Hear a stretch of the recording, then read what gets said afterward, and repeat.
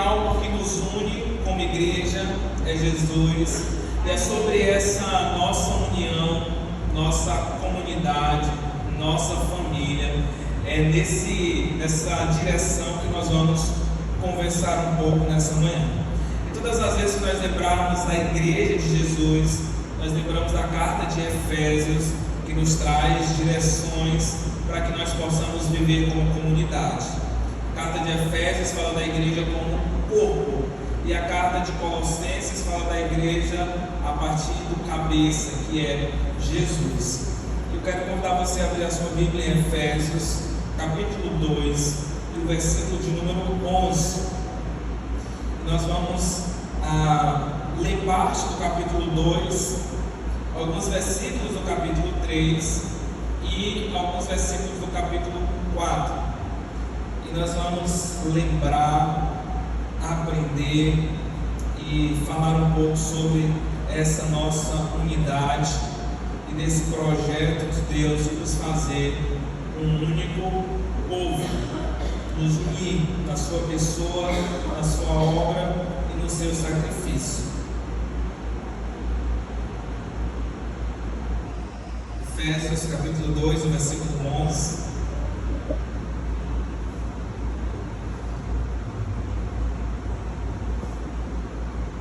Quem encontrou, diga amém. Amém. Muito bem, diz assim: portanto, no começo do capítulo 2 é falado sobre a nossa salvação. Nós estávamos perdidos, distantes, andando segundo o governo deste mundo, aquele que governa esse mundo, mas o Senhor nos amou, nos alcançou, nos resgatou, nós somos salvos pela graça. E aí, diante destas verdades, inicia-se o capítulo 11 dizendo: portanto, lembrai-vos que vós outros éreis gentios por nascimento e chamados incircuncisão pelos que no corpo se chamam circuncisão, feita pela mão dos homens, que naquele tempo estavais sem Cristo, separados da comunidade de Israel e estranhos às alianças das promessas, sem esperança e sem Deus no mundo. Agora, porém, em Cristo Jesus, vós que antes estáveis longe, já pelo sangue de Cristo chegaste perto, pois Ele é a nossa paz, o qual de ambos os povos fez um, e destruiu a parede de separação, a barreira de inimizade que estava no meio, desfazendo na sua carne a lei dos mandamentos, que consistia em ordenanças, para criar em si dos dois um novo homem, fazendo a paz, e pela cruz reconciliar ambos com Deus em um só corpo, matando com ele a inimizade. E vindo ele, evangelizou a paz a vós que estáveis longe e aos que estavam perto, pois por ele ambos temos acesso ao Pai em um mesmo Espírito. Assim, já não sois estrangeiros nem forasteiros, mas concidadãos dos santos e membros da família de Deus, edificados sobre o fundamento dos apóstolos e dos profetas, sendo o próprio Cristo Jesus a principal pedra angular. Nele, todo o edifício bem ajustado cresce para tornar-se templo santo do Senhor, e nele também vós juntamente sois edificados para a morada de Deus no Espírito. Amém? Muito bem, vamos orar mais uma vez, assim mesmo sentado. Pai nosso, que estás no céu, santo, santo, santo é o teu nome, Senhor. Nos conduza nesse momento de reflexão, de alimento da nossa alma a partir da tua palavra. Que nosso coração agora esteja atento, nos ajude a esquecer de tudo aquilo que nos preocupa agora, de tudo aquilo que tem tirado o nosso sono, que tem perturbado o nosso ser. Que nós possamos nos encontrar agora sabendo, Deus, que o nosso coração precisa de um governo, e o governo do nosso coração deve ser do nosso Senhor Jesus. E agora, Deus, que esse coração possa estar aberto, atento e ansioso para receber a Tua palavra, e que essa palavra que entra pelos nossos ouvidos, que chega no nosso coração, que nos faz crer, acreditar e confiar no Senhor, possa trazer transformação para as nossas vidas. É a nossa oração em nome de Jesus. Amém. Muito bem. Nesse momento e nessa localidade específica, cidade de Éfeso, Paulo pregou aos gentios como apóstolo dos gentios. Gentil eram os povos que não faziam parte do povo judeu, eram as outras nações, os outros povos, e havia um certo preconceito, um certo pensamento de que eles não eram merecedores dessa graça e dessa manifestação de Deus. E o Senhor, então, agindo na salvação desses povos, agindo na nossa direção, essa graça que um dia nos alcançou, o Senhor, então, precisou, através do apóstolo Paulo, trazer orientações para que o povo estivesse em unidade, para que eles pudessem estar juntos, caminhando numa mesma direção. Eles precisavam do direcionamento, de que agora eles foram feitos um. Não existiam mais dois tipos de pessoas ali, ou nesse sentido de que aquele merecia mais, esse aqui ficou só com parte, não, esse aqui veio para esse, então veio para esse. E a palavra vai dizendo, diante da manifestação da graça de Deus, no começo do capítulo 2, como eu mencionei agora há pouco, ele começa o versículo 11, dizendo para lembrai-vos de que vós outros gentios, eram gentios por nascimento, vocês não faziam parte dos judeus, vocês não são daquela nação que Deus escolheu, daquela nação que Deus mandou os profetas, daquela nação a partir de onde Deus foi se revelando na história, que Deus mandava a sua mensagem, a sua orientação. Vocês são gentios, ou eram gentios, porque foram alcançados aqui nesse momento, e eram chamados de incircuncisão. Vocês lembram que a circuncisão diz respeito à aliança de Deus com Israel, era o símbolo das pessoas que faziam parte da comunidade dos judeus. Inclusive, quando nós lembramos da Páscoa de Israel, da saída do povo do Egito, lá no finalzinho do capítulo, se não me engano, não vou lembrar agora, no finalzinho lá do capítulo que fala da instituição da Páscoa, no Êxodo, tem lá as orientações que para participar da ceia, da Páscoa, precisava ser circuncidado, precisava ter o símbolo da aliança do povo, precisava fazer parte do povo de Deus. Naquele momento, esse era o símbolo. E aqui lembra que esses gentios, por nascimento, eram chamados de incircuncisos. Eles não tinham a marca da aliança, eles não faziam parte deste povo. E no versículo 13 nos diz que agora, porém, já pelo sangue de Cristo, vocês chegaram perto desse povo.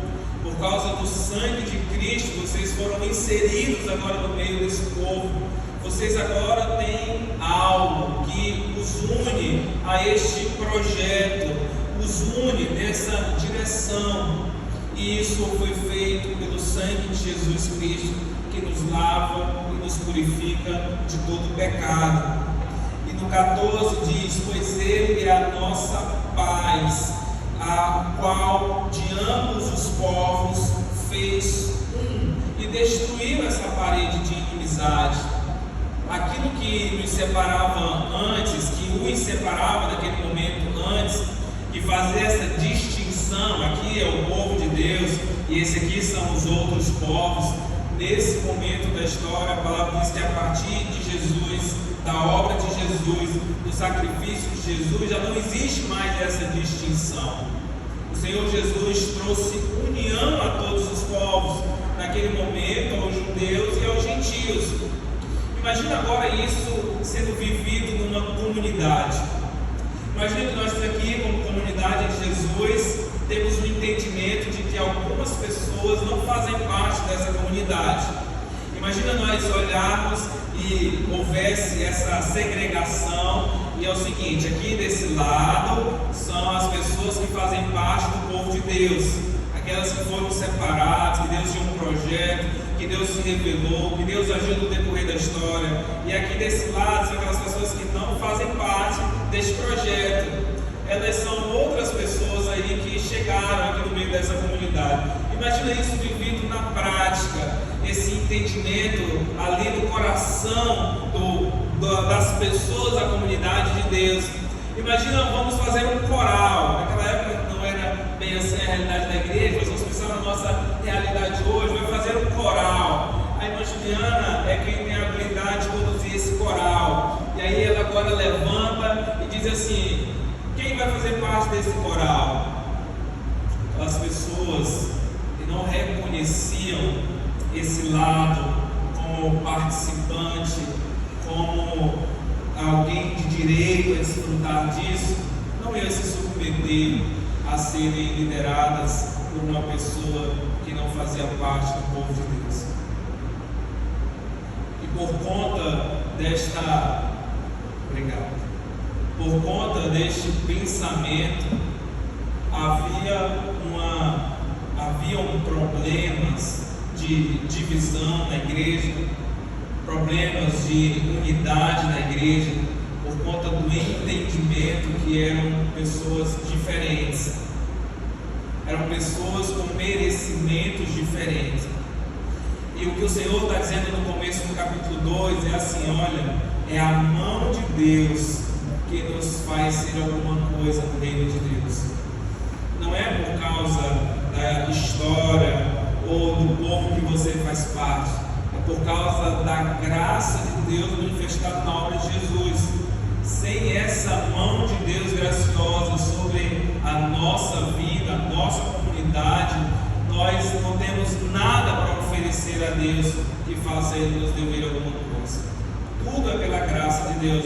É por isso que não existe um maior e um menor, porque todos são necessitados da mesma graça, do mesmo socorro e da mesma misericórdia. E somente a mão do Senhor é que pode nos possibilitar, nos dar direito a termos alguma coisa de direito, que é o que nós vamos ver mais à frente.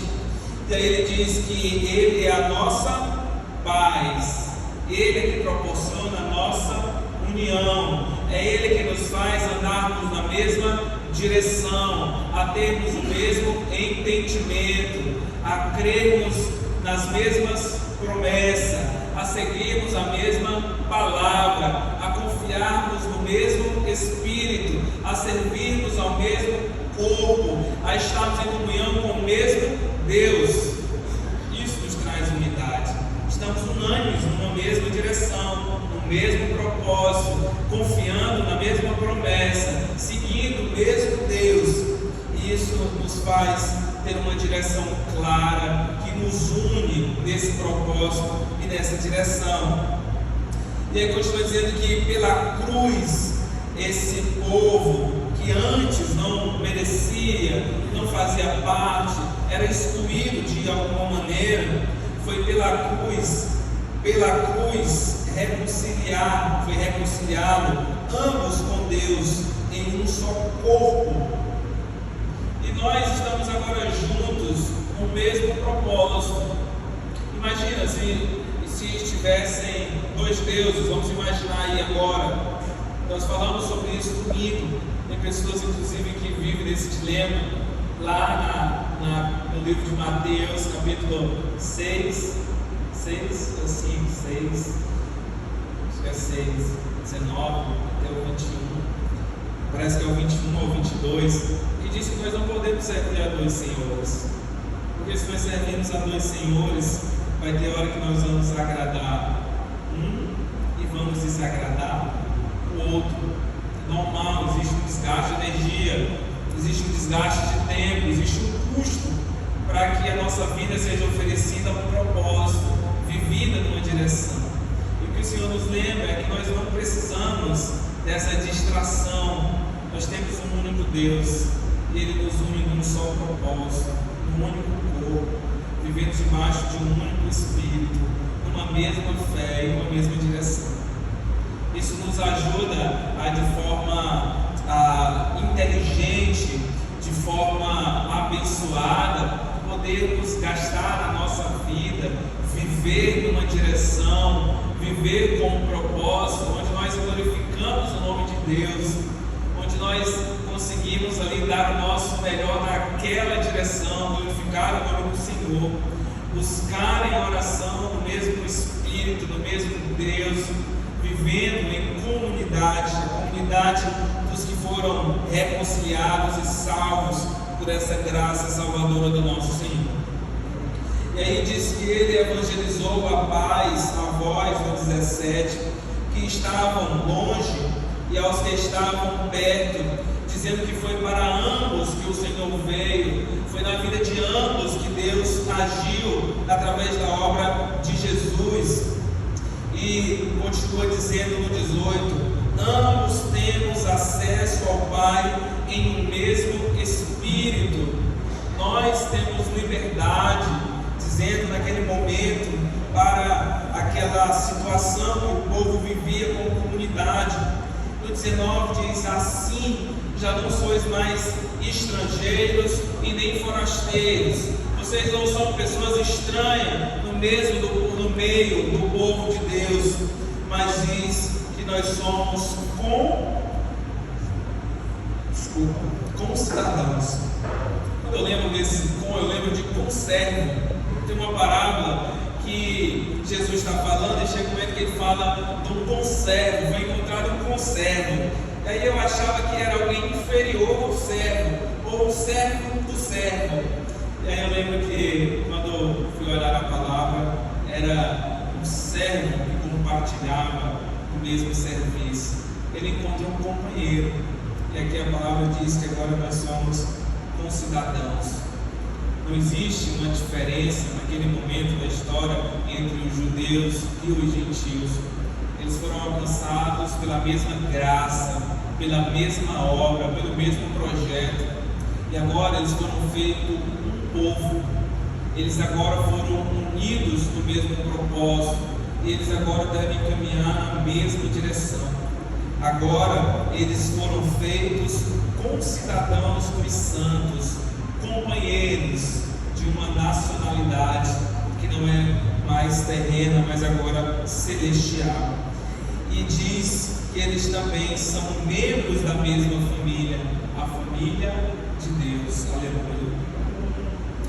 E continua dizendo que eles foram edificados sobre o fundamento dos apóstolos, sobre os ensinamentos de Cristo e dos profetas, sendo o próprio Cristo Jesus a principal pedra, o fundamento ali principal da vida e desta comunidade. Jesus é a base, é o centro e o fundamento da nossa igreja, da nossa vida, da nossa comunidade, como comunidade dos membros da família de Deus, dos concidadãos dos santos. E no 21 continua dizendo que nele todo o edifício bem ajustado cresce para tornar-se santo no Senhor, separado, uma vida agora que compartilha dos interesses de Deus. E diz que nele também, nesse edifício, na nossa comunidade, no nosso corpo, nós também fomos juntamente edificados para sermos morada de Deus através do seu Espírito. Diga amém, aleluia. Deus habita no nosso meio através do seu Espírito. Nós somos feitos um edifício para a morada. Lembra que às vezes a gente fala do Espírito, dizendo que ele habita em nós, nós somos agora templo do Espírito Santo. Aqui está dizendo também que nós, como comunidade, comunidade, somos esse templo de habitação do Espírito Santo. Nós, como comunidade, somos esse edifício construído nesta unidade, olhando na mesma direção, vivendo com o mesmo propósito. Imagina se nós fôssemos direcionados por várias direções a respeito da nossa vida como comunidade. Imagina se cada um de nós tivesse um pensamento diferente para esse corpo. Imagina se cada um de nós tivesse uma ideia diferente da maneira como nós deveríamos viver como igreja. Se cada um de nós tivesse um pensamento do que seria melhor para nós como comunidade, fora daquilo que Deus direciona na sua Bíblia, na sua palavra. E aí imagina um querendo ir para um lado, o outro querendo ir para o outro lado, o outro querendo fazer outra coisa, o outro querendo fazer outra coisa, e nós uma bagunça só de direção para a nossa vida como comunidade. E o Senhor então nos lembra que Ele é o cabeça desse corpo, é Ele quem governa esse corpo, e esse corpo agora vive com uma direção, com um propósito, e tem uma finalidade, e essa finalidade é dada pelo próprio Cristo, nos direcionando pelo fundamento dos apóstolos e dos profetas, tendo Cristo como uma base. É Cristo quem dita as regras da caminhada da nossa vida espiritual, da nossa vida como comunidade. É por isso que a unidade é possível na nossa comunidade, porque a unidade diz respeito ao mesmo pensamento, numa mesma direção, com o mesmo propósito, numa mesma finalidade. E mais na frente nós vamos ver o apóstolo Paulo convidando a igreja para caminhar nessa direção, porque essa é a direção da nossa caminhada como corpo. Veja que o corpo traz a ideia de muitos membros que constituem uma coisa só. Eu não sei quem participou, dos que estão aqui. A gente teve uma vez, acho que foi aqui do lado, né, irmão, que falava sobre o saco de batata e o purê de batata. Quem lembra da história? Só uma essa. E dizia que o saco de batata tem um monte de batatas que estão juntos, uma do lado da outra. Mas o purê de batatas, elas estão misturadas e formam uma única coisa. Nos dois tem as batatas, mas no saco elas estão ali de forma individual, juntas, né? E no purê de batatas elas estão todas misturadas, formando um purê de batata. E nós, como igreja, precisamos ser esse purê de batata. Não simplesmente de um lado do outro, mas de forma individual, mas um com os outros de uma forma coletiva, pensando no mesmo propósito, numa direção. Sabe onde é que a gente vê muito isso? Quando nós vamos ter uma festividade das nossas organizações, onde alguém tem um pensamento e um desejo, e outra pessoa tem um pensamento diferente e um outro desejo. E aí chega o momento de chegar em um consenso. Qual vai ser a escolha? De quem vai ser a opinião que prevalece? E aí, quando nós olhamos para aquilo, nós olhamos para o coletivo. O que a maioria deseja fazer? A maioria deseja que fosse uma camisa vermelha.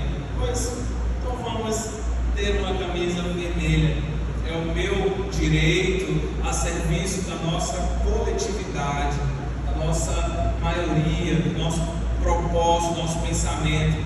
Ali é um detalhe para um propósito maior. Nosso propósito maior é glorificar a Deus, é compartilhar o Evangelho, é edificar a igreja, é servir ao Senhor com a nossa vida. E dessa maneira aquilo não é algo que deveria nos separar. É algo simples, onde eu abro mão de um direito simples em favor de um bem coletivo, porque nós caminhamos juntos e estamos num propósito maior. E aqui no capítulo 3 agora, no versículo 6, lembrem que a carta ela é lida, né, de forma completa. Ele está falando ali de um mesmo assunto. Do capítulo 1 ao capítulo 3 é falado de forma teórica, e do 4, 5 e 6 de forma prática. E ainda tentando fundamentar aquilo que ele vai orientar de forma prática. No versículo 6 do capítulo 3, ele diz assim: o mistério é que os gentios são co-herdeiros e membros do mesmo corpo e co-participantes da promessa em Cristo Jesus pelo Evangelho. Foi o Evangelho de Jesus que possibilitou, foi a obra de Jesus que permitiu com que eles fossem feitos um único povo. E agora eles precisam viver dessa maneira. Lembra que quem governa a igreja é a cabeça, e essa cabeça é Cristo, e a palavra está dizendo que esse Cristo fez com que esse povo agora estivesse unido, vivendo num só propósito e na mesma direção. E ele diz que esse é um mistério que Deus realizou no meio dos gentios e dos judeus, fazendo de ambos um único povo, fazendo deles os gentios co-herdeiros e membros desse mesmo corpo. No versículo 10 diz assim: e foi assim para que agora, pela igreja, a multiforme sabedoria de Deus seja conhecida dos principados e potestades nas regiões celestiais. No 11, segundo o eterno propósito que fez em Cristo Jesus, nosso Senhor. No 12, no qual temos ousadia e acesso em confiança pela nossa fé nele. Foi ele quem determinou dessa maneira. E tudo isso foi para que a igreja cumprisse um propósito de manifestar essa multiforme sabedoria de Deus. A nossa comunidade não é uma surpresa para o nosso Senhor. Na verdade, ela cumpre um propósito de Deus. Foi dessa maneira que Deus pensou, foi dessa maneira que Deus idealizou o seu povo e a sua comunidade. É por isso que nós aprendemos que essa unidade ela é proporcionada pelo Espírito de Deus, porque ela cumpre um propósito de Deus. No entanto, nós também aprendemos que, apesar de Deus proporcionar essa unidade, o mantimento dessa unidade é responsabilidade minha e sua. Não somos nós que possibilitamos essa unidade, é Deus através do seu Espírito, mas nós somos responsáveis em mantermos esta unidade. E é por isso que muitas vezes nós vamos precisar abrir mão da nossa vontade, mão dos nossos direitos, mão daquilo que nós gostamos, mão daquilo que nós sentimos em favor de Cristo, através do coletivo da sua igreja, através do propósito da sua igreja, do propósito da sua palavra, da caminhada do seu povo. Se nós formos, todas as vezes que nós estivermos fazendo algo, formos manifestar a nossa vontade, os nossos desejos, os nossos interesses, nós vamos ter problemas várias e várias vezes na nossa caminhada como comunidade. Os nossos desejos, às vezes, eles não são bons, os nossos pensamentos, às vezes, não são bons. Isso não quer dizer que nada que vem dos irmãos tem proveito. Pelo contrário, o Senhor age através da vida de cada um. Deus age na vida e através, e por meio e a partir da vida de cada um. Mas por diversas vezes vai haver a necessidade de nós nos calarmos, de nós abrirmos mão de algo, de nós aceitarmos uma opinião e caminharmos na direção de glorificação do nome do nosso Senhor. Ao contrário, nós vamos viver em guerra, em conflitos, em brigas, em discussões, em coisas pequenas e minúsculas que nos desviam do nosso sentido principal de glorificar o nome do Senhor. No 17 diz: para que Cristo habite pela fé no vosso coração, e oro para que, estando arraigados e fundamentados em amor, possais perfeitamente compreender com todos os santos qual seja a largura, o comprimento e a altura e a profundidade, e conhecer o amor de Cristo, que excede todo o entendimento, para que sejais cheios de toda a plenitude de Deus. Mais uma vez, o propósito, a direção disso é para que Cristo habite pela fé no vosso coração. Você precisa confiar em Cristo, na sua obra e no seu projeto como comunidade. Deus tem um projeto, um ideal e uma direção. E aqui diz que você precisa crer e acreditar, e Cristo precisa habitar no seu coração pela fé. Lembra que o nosso coração envolve os nossos sentimentos, os nossos desejos, a nossa crença, aquilo que nós queremos e desejamos fazer. Isso nós estamos dizendo que muitas vezes a nossa vontade ela é contrária, muitas vezes a nossa vontade é egoísta, muitas vezes o nosso pensamento é interesseiro. Aqui está dizendo para que Cristo governe tudo isso, e que os nossos desejos, nossos pensamentos, nossa crença e nossas vontades estejam alinhados com a pessoa de Cristo, e que Ele habite o vosso coração, que Ele esteja no meio dos seus pensamentos, que Ele esteja no meio das suas vontades, que Ele governe de fato a sua vida. E ora Paulo dizendo, para que estando arraigados e fundamentados em amor, possais perfeitamente compreender, todos nós, com todos os santos, qual seja o tamanho, na largura, comprimento e profundidade, e conhecer o amor de Cristo, que excede todo entendimento, para que sejais cheios de toda a plenitude de Deus, para que nós possamos realmente transbordar. Na sexta-feira, nós falávamos sobre o discipulado, lembrando que a nossa vida com Deus, ela necessariamente precisa refletir na nossa relação com o próximo. Existe uma relação direta. Lembra, eu não posso dizer que amo meu irmão que eu vejo, odiar o irmão que eu vejo e dizer que eu amo a Deus, porque aquilo que eu estou fazendo diz alguma coisa da relação que eu tenho com Deus. E a palavra está dizendo que isso precisa estar alinhado, ter uma mesma direção, estar em conformidade.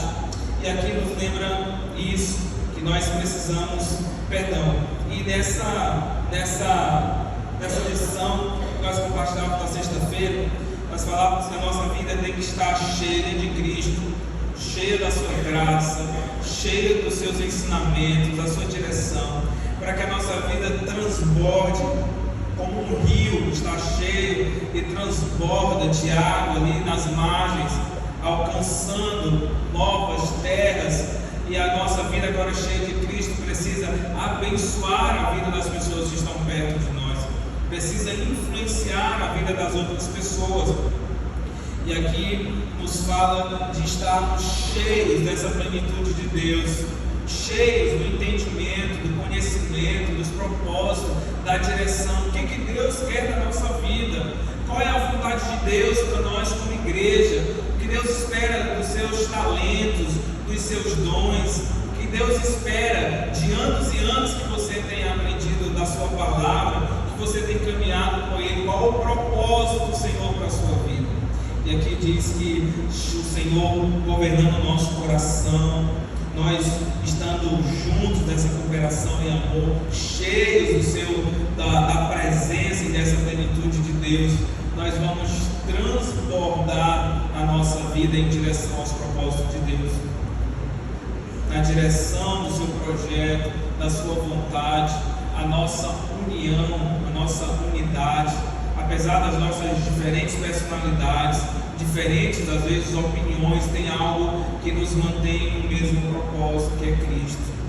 Eu posso até não gostar, mas é a vontade de Cristo. Eu posso até ter um pensamento às vezes diferente, mas é a vontade de Cristo. Eu posso até não vou lembrar de algo meio católico, meu santo pode até não ter batido muito no santo do outro, mas é a vontade de Jesus para a nossa vida e para a nossa igreja. E aí percebam que nós ficamos numa situação muito séria. Nós estamos no meio dos propósitos da comunidade, do povo que é de Deus. E nessa caminhada, nesse propósito, nessa direção, você tem a oportunidade de decidir fazer aquilo que é a vontade de Deus, ou decidir fazer aquilo que não é vontade de Deus.